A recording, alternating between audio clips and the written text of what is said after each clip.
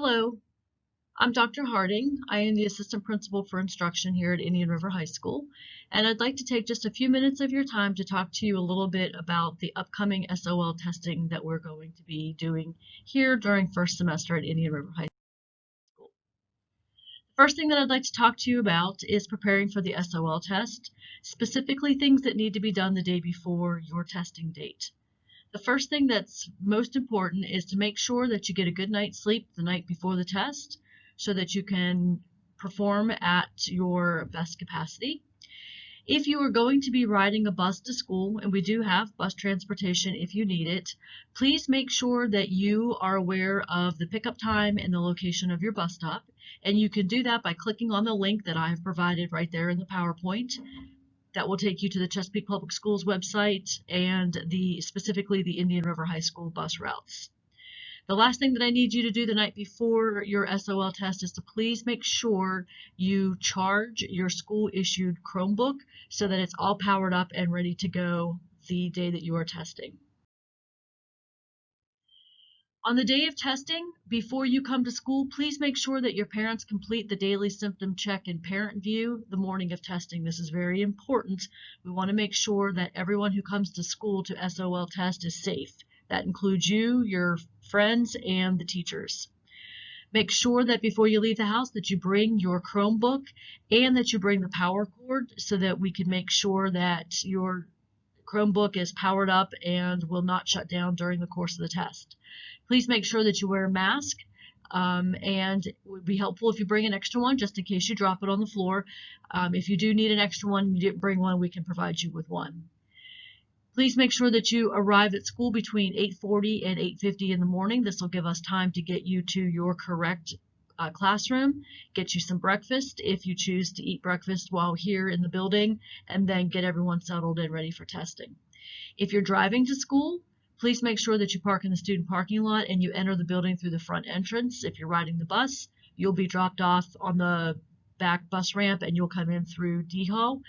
Testing will take place on two hallways, F and G, so please report to those hallways and we'll get you to your correct classroom. All right, when you get to school, a couple things for you to do to keep in mind.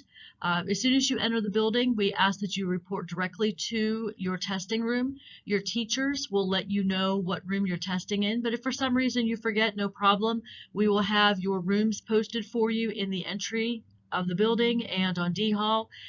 If you forget or you don't have the time to check the list, just report to F and G Hall. Every adult that is on those hallways will have a list of rooms and we will be able to guide you to the correct room. Please know that breakfast is available to all students. It's free of charge. We will have breakfast already prepackaged and on a cart, and we will deliver those to the classroom. You'll be able to eat breakfast in the classroom before you start testing. The third thing that I need for everyone to do is to please make sure that you turn off all of your cell phones and your electronic devices. That includes smartwatches. They need to be stowed in your book bags and your purses.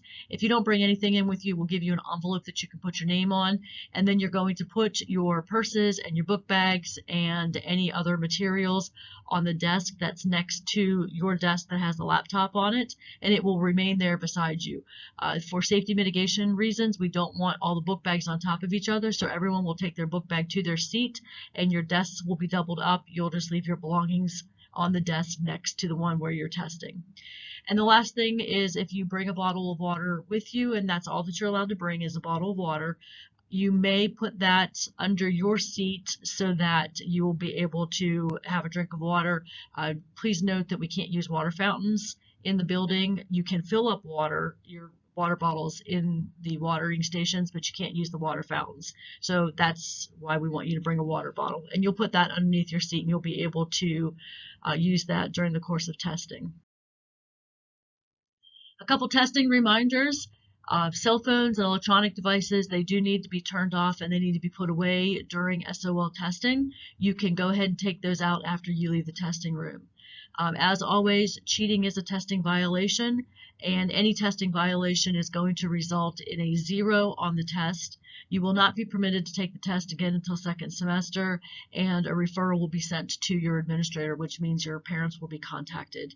It's very important that we don't have any testing violations, mostly because what we don't want to happen is we do not want you to be forced to take this SOL test during second semester.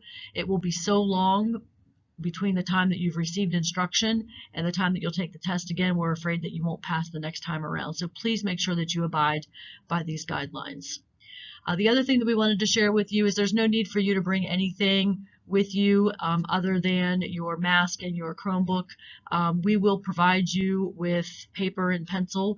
Please, no study guides, no extra loose leaf papers. We will have to take those and we'll have to hold those during testing. You will get them back though when you leave, but it would just be better for everybody involved if you just don't bring any of that stuff with you. As far as SOL testing is concerned, I wanted to let you know that you will be issued a pencil for testing. There will be one that will be sitting on your desk. You'll need that to sign your name on your test ticket. If you would like scratch paper for testing purposes, whether that's to write a rough draft or to take some notes down while you're taking your test, you'll just need to ask the examiner or the proctor in the room. They will provide you with scratch paper. Because everyone doesn't use scratch paper, we're not going to put it on every desk, but if you'd like to use it, just make sure that you ask for it. As far as dismissal from SOL testing, we are going to, we ask that everyone is patient and you wait to be dismissed from SOL testing. But once that dismissal is granted, we need you to report immediately to your designated area. If you would like to have lunch, it is free of charge, and if it's close to lunchtime, then we will go ahead and provide you with lunch. As far as dismissal procedures are concerned, if you are a walker, you're going to go directly to the attendance office, you're going to sign out, and then you're going to leave the building immediately. If you are a driver or you're a parent pickup, you will report directly to the attendance office and you'll sign out. Drivers can then leave the building immediately, and if you are a parent pickup, you will report to the cafeteria and you'll wait for your parent to come. You will be called and then we will excuse you immediately. If you are a bus rider, once SOL testing is finished, you will be dismissed from the classroom and you'll report directly to the cafeteria. While you're in the cafeteria, you will have to remain there the entire time. You'll take out your Chromebook and you can go ahead and work on some assignments. Lunch will be provided to you free of charge, but you will be in the cafeteria for the remainder of the day. Once the day comes to an end, then you will be dismissed to D Hall to catch your bus home. I just wanted to bring to your attention some safety mitigation strategies. I know in this time of COVID, a lot of people are very nervous, but I want you to know that we have done everything here in the building to guarantee your safety. We are cleaning every desk and every chair and every computer if you have not been issued one, if we give you one to use. They are all sanitized before you come in and after you leave, so that everything is clean and we've made the environment as germ-free as possible. I also wanted you to know that there will be no more than 12 students assigned to a particular classroom.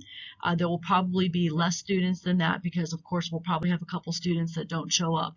So there will be a limited number of students that are in the classroom. We do ask that every student who comes in for testing completes the daily symptom check, so that way we can make sure that if you have had any exposure, if you're not feeling well, we can go ahead and get you home so that there's no exposure to other students or adults in the building. And the last thing I'd like to remind you, if you do have a temperature of 100.4 or higher, or you don't feel well on the day of testing, please stay home. We'll make arrangements for you to do some makeup testing at a later date. So I just wanted to say thank you. Thank you for your patience. Thank you for your understanding. And most importantly, thank you for participating in SOL testing. And thank you in advance for following our safety mitigation strategies. If we haven't seen you already, we very much look forward to seeing you in the building for SOL testing. Please know that you have been missed greatly, and we are here to assist you, and we wish you all the success. Thank you.